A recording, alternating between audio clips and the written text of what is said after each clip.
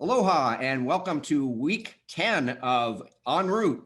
Today, I have with us a legend in the travel industry, a true rock star, a guy who has a lot of profound moments and a lot of amazing trips over the course of 50 years in the industry. 34 with Marriott and 16 as president and CEO of U.S. Travel. Let me introduce and welcome Roger Dow. Hey, John, it's great to be with you. And since you're in Hawaii, I dressed up just for you today. I love it. Thank you. Aloha to you. Aloha. Well, I'd like to start, Roger. Over the years, you and I have crossed paths a lot of times. And one thing you did when you spoke often, your presentation was always a little different on the current topics, but it almost always included one particular slide. It was a quote from Mark Twain. It talked about how travel was fatal to bigotry and prejudice. And let me just leave it on at that and have you add a little more to that. And if you could, just explain how that was so important in the places you went. Well, I stumbled across that quite a while ago. And in fact, I used to have it on my business card. But it's so true. You and I go to international shows, and I am just stunned when I'm sitting there in the Middle East section, and I'm watching the folks from Palestine and from Israel and from Jordan all talking about where are we going for dinner tonight. And then they get home, and then there's all these problems. And I see the same thing in the US. One of the greatest ways to build understanding is travel. And that's what I love about travel. Everyone has the same goal: better life for their family, enjoy new things, etc. One thing, I had the pleasure of being on the U.S. Travel Board with you for 5 years, and I got to meet a lot of your colleagues, and talking to you today gave me an excuse to reach out and talk to a few last night. And one in particular brought up a moment when they were with you in Munich. You were on a German kind of a fam tour, media tour, and they mentioned how you got a last minute invite to Oktoberfest, and you didn't just accept, you went out and bought authentic lederhosen.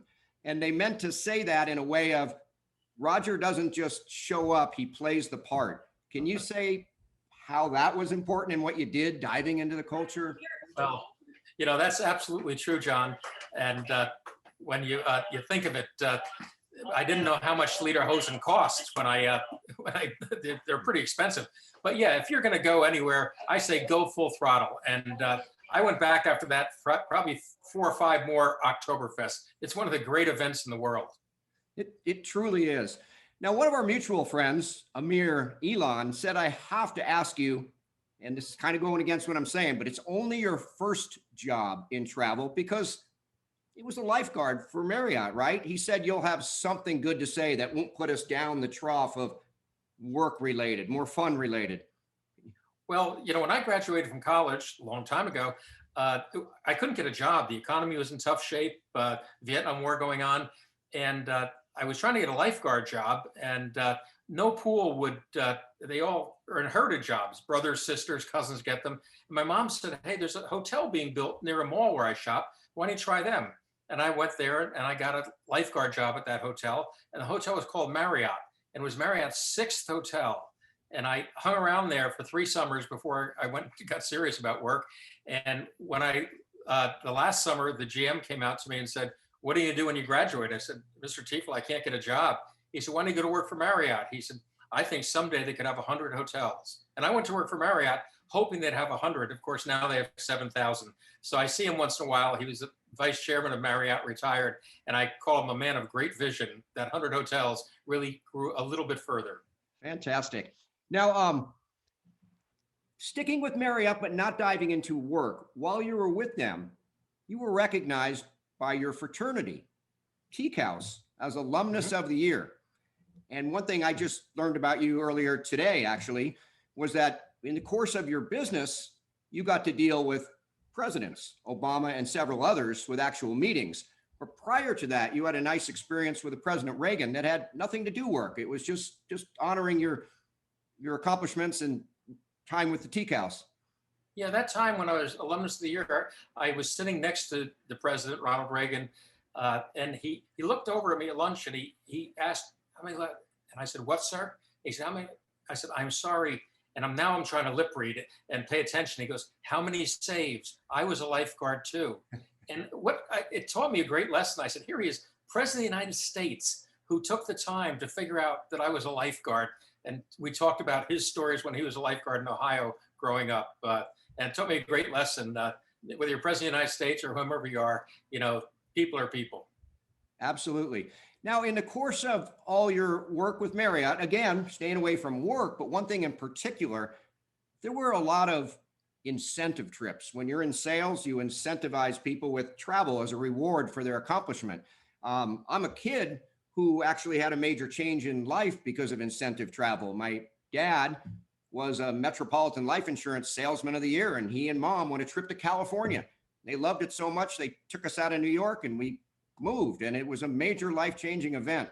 Can you tell me an equivalent either for yourself with incentive travel or how it maybe affects other families? Well, when I headed up global sales at Marriott, we started doing it because we dealt with so many incentive companies. And we said we should do our own incentives. So we'd have an incentive award, and you could win this trip. And I recall fondly going to Cancun, going to different places with the 20 or 30 winners and their spouses or significant others. And the interesting thing, John, is it's now maybe 30 or 40 years later, and I still see people and say, remember the time we were in Cancun? And it just shows the power of incentive travel. And you can give people money and that wears off quickly. But boy, a memory of a trip or an incentive is such a motivator and so important and a lifetime memory. Well, the power of travel, the passion of travel, the spirit of travel, I know you have it all in you. Over the years, and I'll bring up a couple pictures in a little bit, but you and your family, your wife, Linda, and your son and daughter, Devin and Blake, you pretty much seem to go someplace whenever you could, whenever you can get away from work, you were taking them somewhere. Any of those family trips that stand out above any others, or maybe some that affected your kids and how they chose their career paths? The most recent was we took a Carnival cruise just before my daughter was married, because my wife says, once Devin gets married, it's going to be harder and harder for the family to get together. And we took a cruise to Alaska, and it was one of the most memorable things. Our kids still talk about the time, both couples, my son and his wife, Devin and her husband, Devin, two Devins, and we were together in Alaska. But I've got pictures, and all of our pictures, when I look back through scrapbooks, are pictures on vacation. I don't have many pictures except for kids' graduation, except for time on vacation. It shows you, when you think back, any person, if you have 5 or 10 memories in your life, I'm willing to bet that 5 were about vacation with your grandparents, your relatives, because it has so much meaning of bringing family together. And my wife, Linda, always said, let's always live at a place or have a house where our kids want to come to. That's why we have a place in Steamboat Springs. That's why we live in Florida. Because she said, they may not want to visit us in Washington, D.C., but they will visit us in Florida or in Colorado. And I hear you did have a recent visit from some of them, and we'll jump back to that in a second. Another thing I learned about you recently is that you won a Bronze Star for your service in Vietnam. And speaking of traveling, did you go back to Vietnam like so many vets did 30, 40 years later? I actually did go back to Vietnam. Linda and I went back to Vietnam about 2 or 3 years ago. We were on a trip. We were actually going to Australia, and we took a trip. I wanted to go back to Vietnam. And what impressed me, John, is the development of all the tourist areas. I remember being on China Beach as a soldier and looking around and just saying, what a great place for hotels. And now it's fully developed into a resort. But what I noticed when I was in Vietnam is the parents, their lives weren't very good. They had to be farmers and bent over. But I recall writing back to my parents and saying, the future is these children. These children have seen GIs, and these children have seen there's a better life. And these children are the entrepreneurs that have built up Vietnam to a very entrepreneurial society that it is now. And it was great to see that in person. That's fantastic. Another great lesson that you learn only by being out there. Now, Roger, I don't know how much longer you want to do what you do. I still think you're at your top of your game, and who knows, this industry needs your voice and has for a long time. But the day will come when you hang up the hat and you and Linda get to go wherever you want and stay a little longer. Are there any dream places that you have considered but haven't been to yet? Are there any on your radar? Yeah, we have a bucket list. We do definitely want to do a safari. In fact, we were going to do one this year and it got put off, but we have not been on a safari. we want to do that. Uh, I would like to go to the Arctic. Linda has no desire to go there, so maybe you and I could go there. I don't know.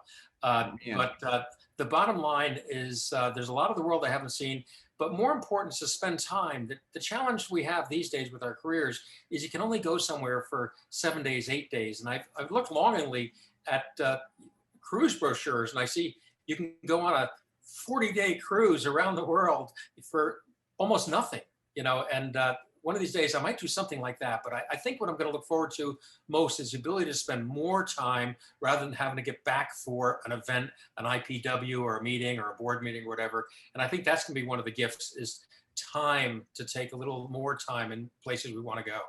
Well, it sounds like that's the difference a lot of people describe between being a tourist and being a traveler. And when you get to that next step, truly you can dive into the cultures a little deeper. Roger, I'm going to pop on the screen here a few pictures, if you don't mind here, a couple you provided me and a couple that I found. And I'm hoping you don't mind just saying a couple words about each.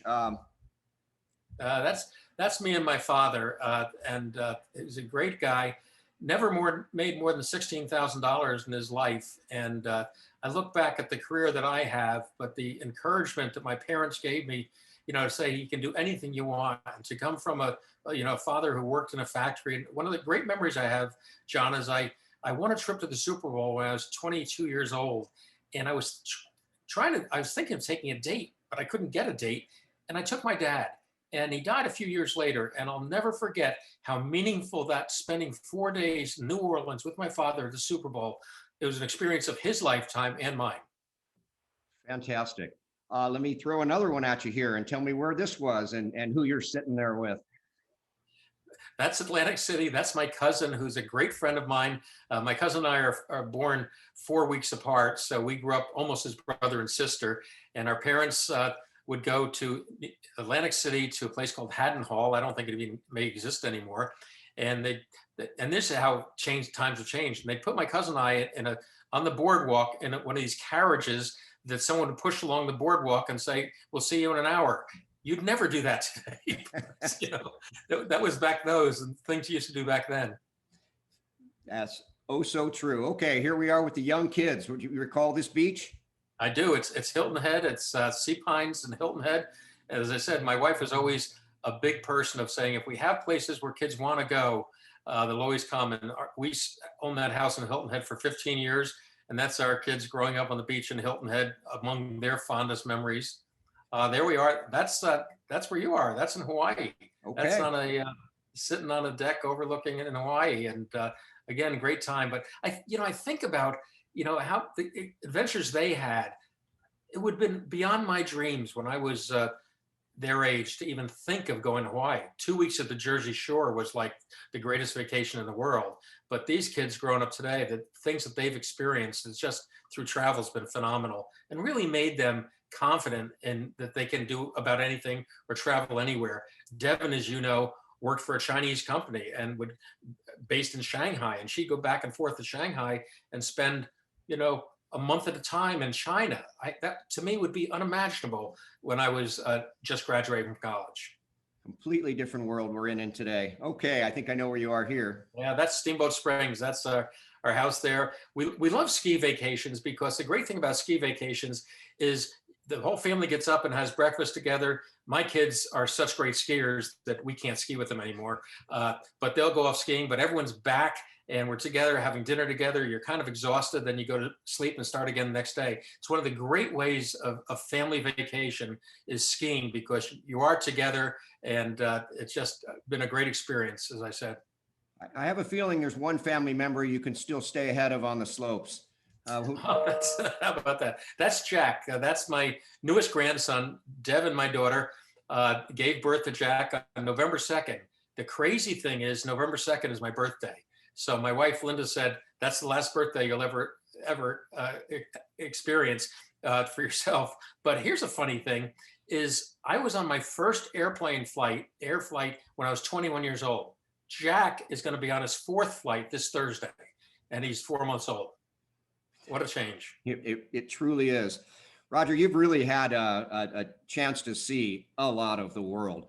Do you, by chance, keep track of how many states, how many countries?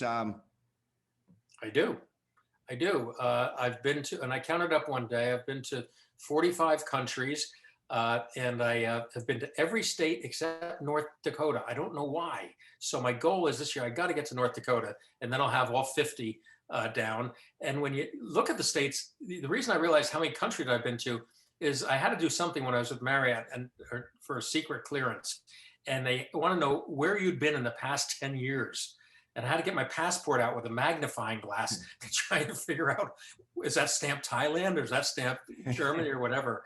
But, and I keep my old passports. It's fun to just breeze through them and go back, and each page, a memory that just comes alive. I've got to tell you something about North Dakota and our mutual friend, Charlie Johnson, who runs the Convention and Visitor Bureau out there. Great guy. Do you know that because so many people that were trying to get all 50 states ended up getting North Dakota last, that Charlie will give you, if you go in through Fargo, a beautiful t-shirt and a whole package that says saving the best for last. They've actually turned it into a really fun and positive thing. Isn't that great? Well, I'm going to look Charlie up. Maybe I can even get a sweatshirt from him because sometimes it's a little chilly there. We have seen some pretty low below numbers there. Roger, thank you so much for making time today. I really appreciate it. Like we said before we were even on, we probably could talk for hours, but I'm glad we got a little insight from you. You truly are the name everyone recognizes in this industry. The length of the stories can go on and on, but I think we got a few good ones for you. And if you don't mind, I'm just going to do a very quick plug on the next episode. And then I'll be right back to you. Great. So thank you all for watching today. Episode 11, we have a young lady who has actually run 50 marathons in 50 states.